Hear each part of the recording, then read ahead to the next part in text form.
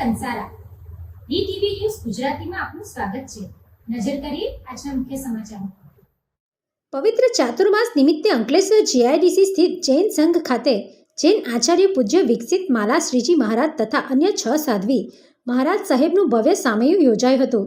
સ્થાનિક જૈન સાવકો દ્વારા વાંચતી ગાજતી તથા ધાર્મિક ભાવના સાથે સાધ્વીઓનું ઉષ્માભેર સ્વાગત કરવામાં આવ્યું હતું.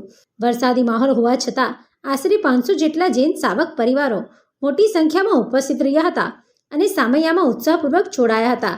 સમગ્ર કાર્યક્રમ દરમિયાન ભક્તિમય વાતાવરણ સર્જાયું હતું.